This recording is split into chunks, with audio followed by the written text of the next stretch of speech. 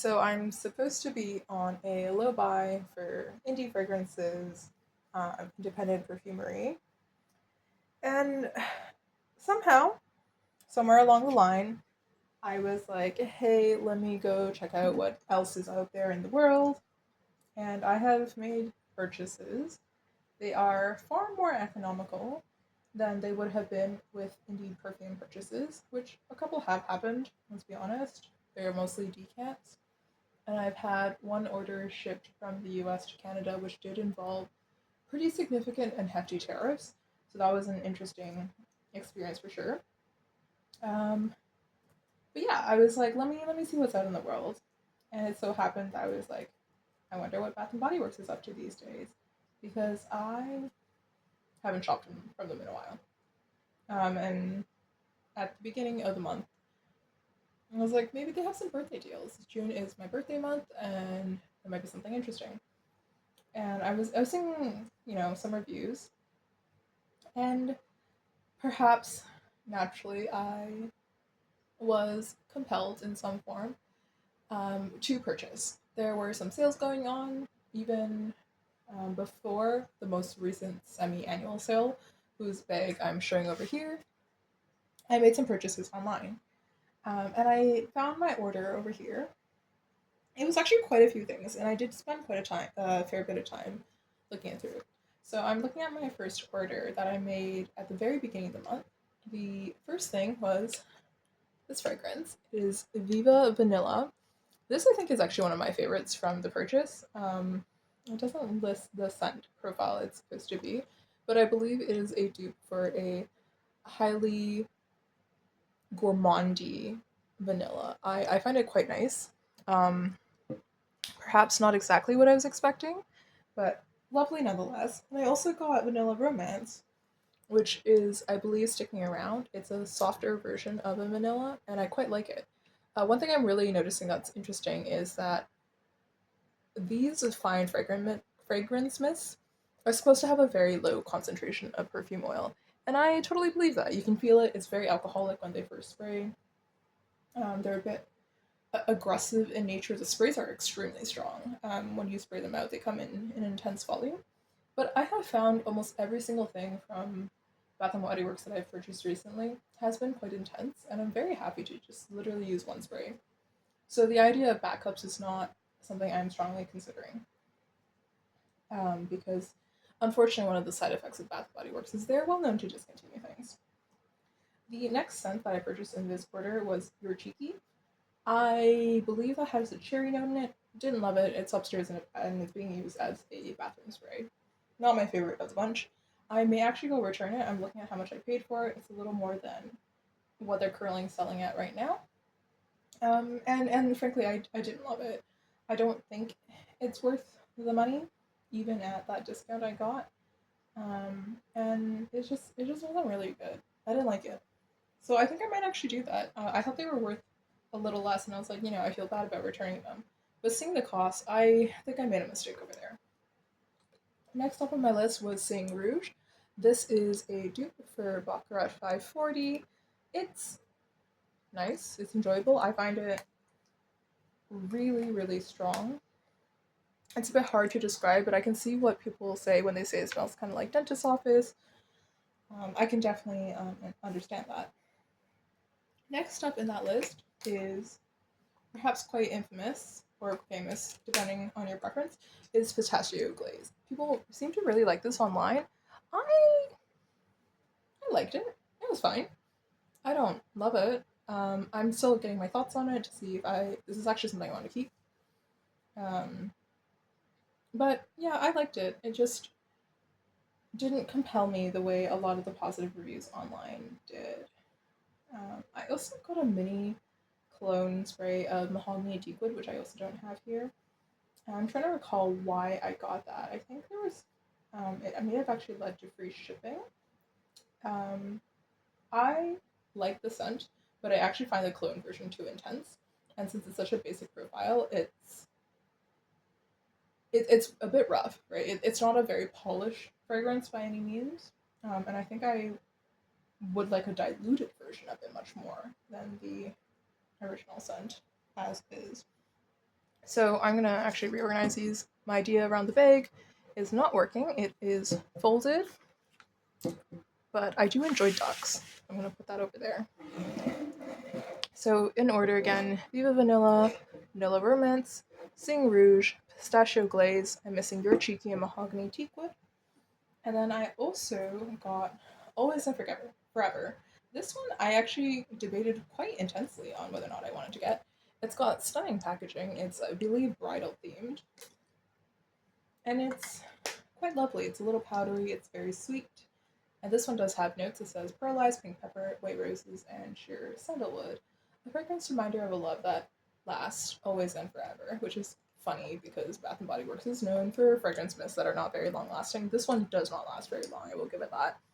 But it's a very pretty scent and very comfortable. The part that compelled me was the pearlized musk description. That's not a scent description you often get, I think, in such a beautiful tone, and that phrasing is really quite lovely. Just checking whether or not any of these have scent listings. Maybe Vanilla Romance does, because it's more of a standard bottle. It does. Vanilla Romance. Fresh cardamom, vanilla absolute, captivating woods. A love letter to vanilla, a decadence made from highlighting a single note. Envelop yourself in a vanilla romance. I'm not sure I get cardamom from this. No, I don't really. And I did spray everything into caps. And again, like I'm saying, the scent actually lasts a very long time, I find, anyways. And next up is one of the princesses. This was actually the thing that really got me into looking at Bath and Body Works again. I do enjoy a good Disney princess theme thing, especially if it's a bit more rebellious, a bit more cool. So I really like the way they did the silhouettes on the packaging over here. And this one is sweet, a little bit floral, very yellow toned actually, quite successfully. And the fragrance is supposed to be a combination of rose petals, sparkling buttercup, and whipped vanilla. So every single thing I would enjoy. I do actually like a good rose scent. I think rose can be beautiful and not um, dated if it is done with a very light hand or it's very complete and full rose. There are certainly rose profiles which are less pleasant. And the last thing I got in that first order was another one from the Everyday Luxuries line, and this is Guilty as Fig. So, looking at these two green bottles, I was originally spending a really long time debating between Guilty as Fig and Pistachio Glaze. So I was like, surely I don't need two foodie scents. And you know what? My gut instinct was right. Pistachio Glaze, frankly, not my favorite. I'm still thinking about it. I can understand why people like it, but having smelled so many good foodie scents from the indie perfume world, this is really not it's fine, but not my favorite. Anyways, so I realized after I made this order, I goofed. I had really wanted to order Loyal to You, which is a dupe for Dolce Gabbana's Devotion, and I hadn't. And I was like, distraught is not a good word, because these were so cheap, I was a little annoyed at myself because I didn't feel like paying for shipping.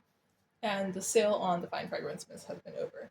So I popped into a local Body Works just to smell it in person. I was like, I really don't want to order this if it's expensive, but let me smell it and see if the next time there's a sale, I would like to purchase it.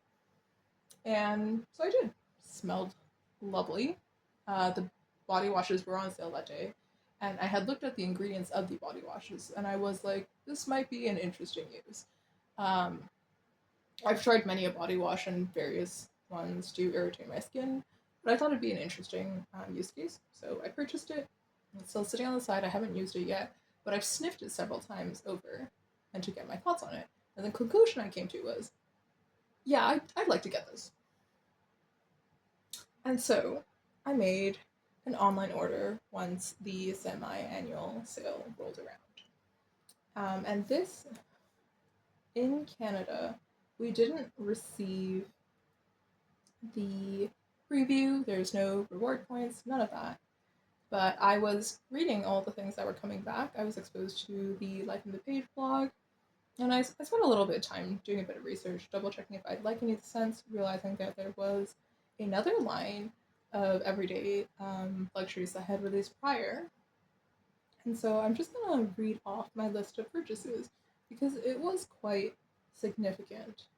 And here, I think, is when I went off the rails. So the first thing I decided to get was the You Musk Fine Fragrance Mist. The purchase cost of this was $3.99, which is why I purchased it. I have several copies of Glossier You in various forms, and I quite like it, but it is not a price that I particularly enjoy. I actually prefer the Glossier You flankers much more, but I do enjoy having Glossier You around, especially in solid form. But a simple mist that leaves me the impression of Glossier You, I think it was quite lovely to have around, especially post shower. I also purchased 2 of the essential oil mists, and this is actually partly for aesthetics. I saw that they're replacing the glass bottles with the plastic bottles, and the combination sounded really straightforward, really nice. I do like a good solid essential oil scent, and I'd be using these in extremely low concentrations and frequencies. I think the bottles would simply just be lovely to have. So the 2 I got were Reviving Rain and Renewing Forest. Neither of these were necessary purchases, naturally. Now, moving on into really buying into the comeback hype train, which again I also learned about very recently. I made 3 purchases.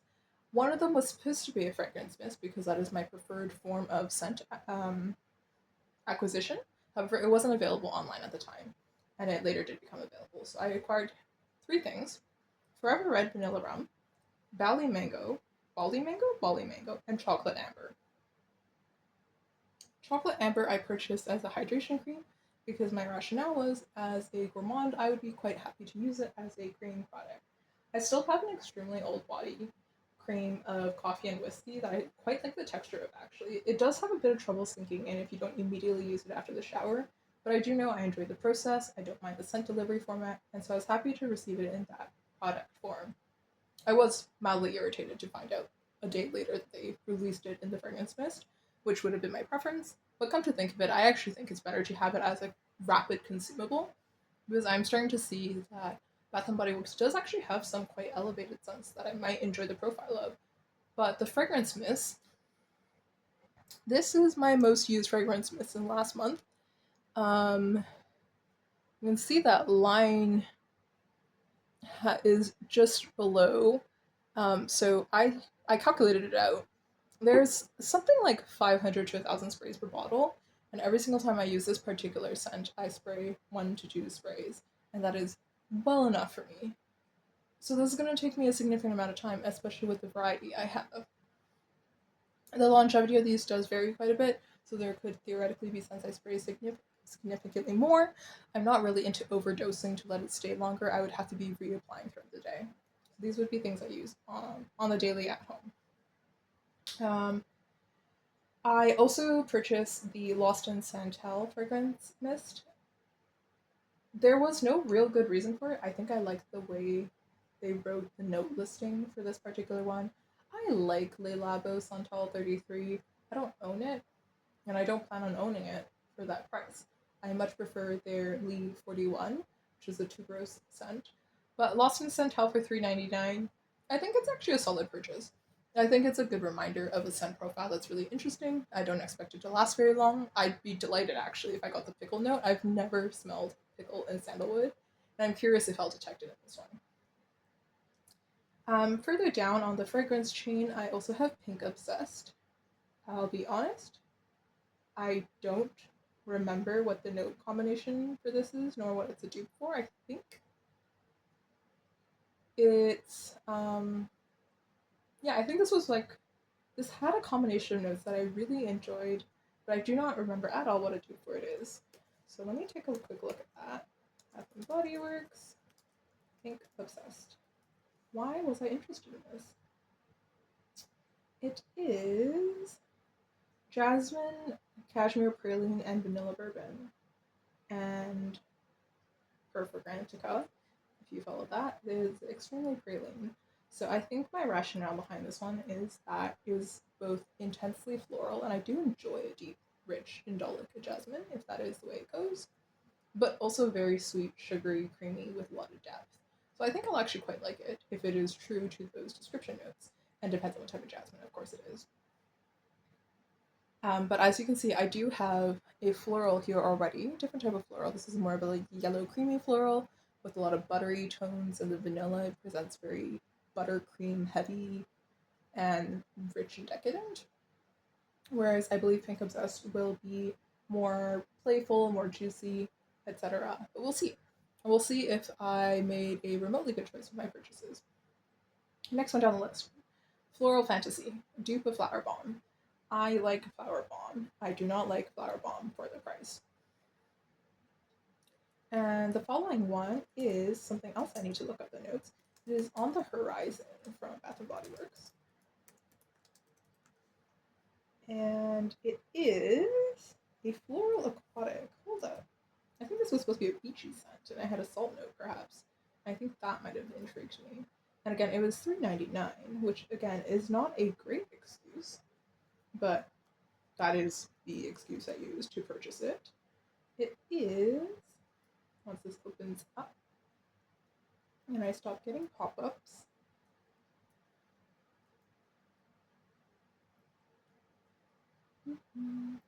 Watery Bergamot, Lotus Blossom, and Driftwood Moss. I think this was a very last minute decision when I was looking at the fact that online purchases during this time would involve a shipping fee. And I was like, you know what? If I'm going to pay for the dang shipping, let's give it a shot. It's been a while since I've worn an aquatic. Let's see what I think about it. And then I also purchased some candles and one soap that was extremely cheap and another lotion. So the soap I got was $2.23. It's a sea and sandstone scent, and this is because I've had a marshmallow fireplace, something like that, soap at my sink for the last 4 or 5 years, and I don't use it because it's so incredibly gourmand. It smells lovely, but it really overtakes everything I use. So I wanted to switch something to a lighter scent, but that was still pleasant, and give it a shot again for those marine notes. The body lotion that I got was the Orange Ginger. It's in their like spa-esque line, and I liked the bottle. It was glass, and I could use a thinner moisturizer. Right now I have extremely thick creams and no thin moisturizers, and I thought it was a reasonable thing to give it a shot. If I do not like the formula, it is currently cheap enough to be reasonably trying, and usually I use French pharmacy formulas, so they tend to be a little more expensive. So hopefully this works out. The scent profile seems very light, so hopefully very invigorating and easy to throw on. Candles, real quick. Blush Amber and Peony, Peach Bellini, Pink Lavender and Espresso. And this one I waffled over a really long time because I know it's a regular product, and I could have just gone into a store and smelled it, but I didn't last time because I was in a rush. And lastly, To All a Good Night were my candle options because my rationale was I am already paying shipping. Why not? A couple of these, what if they weren't available in store? There was a lot of concern over the internet of what if your store is out of stock of all like the really good things, but you place an online order and then everything's sold out and then you couldn't get what you wanted and then you have to pay shipping twice.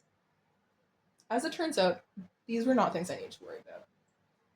The last item I purchased on this online order was the Elegant B3 wick candle holder.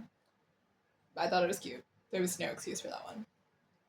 And so here is wherein life becomes a little more strange.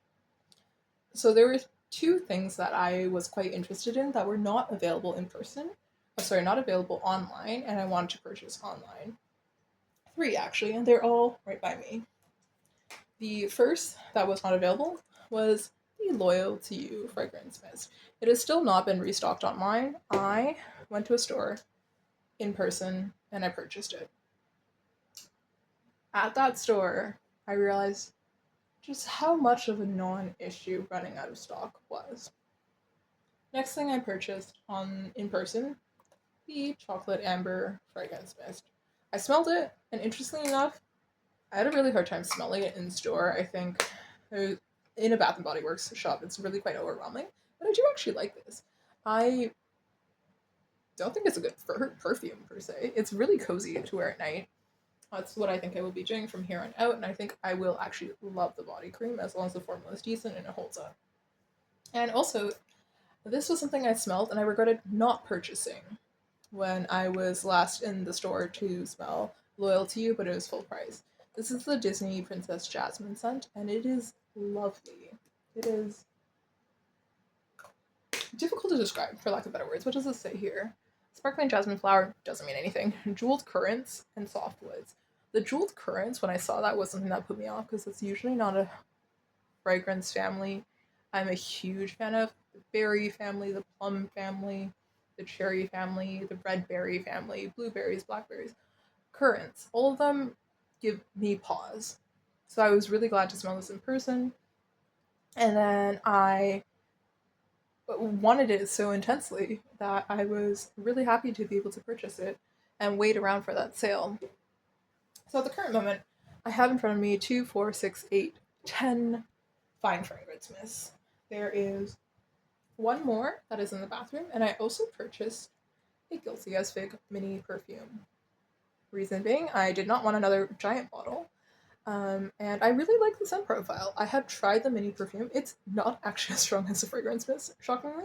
I'm not sure what's up with that. But what have you. I don't need 2 of these. I know a lot of people have been stocking up. I don't feel compelled to stock up. I'm perfectly happy having just one. And if I ever run out, I will wait to see if they ever bring it back. They might not. This seems like a very interesting experiment that they're doing, where they are trying to dupe luxury products or semi-luxury products and seeing how well they do in the market and holding on to some, and then discontinuing some others. A couple other quick things that I purchased when I was in the store. The first is the Paris Cafe candle. I've already started burning it just to see how I feel, and I have been reminded why I don't usually buy Bath and Bodyworks candles. They have this sour, acrid smell when you blow out the wicks. That is not a requirement for candles. I have several lovely candles from independent makers from large stores that do not have this sour wick smell when you burn.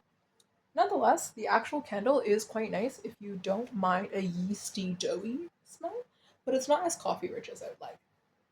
The other one, which I was actually quite pleased to run into, was a recommendation from a store employee.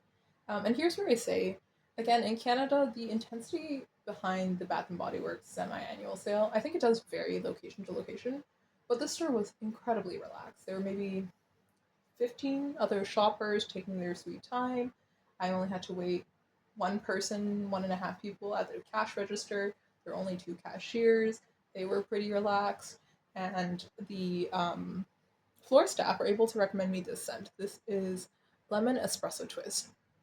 And I believe generally I've seen online that people think it's a combination of iced lemon pound cake and Paris Cafe without the bready yeasty note. I really like it. It's a bit lighter. It doesn't have significant throw, but it's sufficient for the room I'm burning it in. So there we have it. My shameful purchases, but interesting and exploratory. I'm actually not ashamed, right? In terms of total cost, this is terrible, but I do plan on returning a couple items. They just simply were not good, right? Especially at the value. Like, if they were good, I'd be more than happy to hold on to them. I think they're at excellent prices. But seeing that typically these products go for so cheap when they are no longer wanted, it clearly indicates that they must be making profit still. Now, in an ideal world, I don't want to waste any product. I don't want to waste any packaging. But between the 2 fragrances I would like to return, that is a non-trivial amount of money as well. And they weren't good. I don't know what they were supposed to be. I don't know what your cheeky is supposed to be dupe of.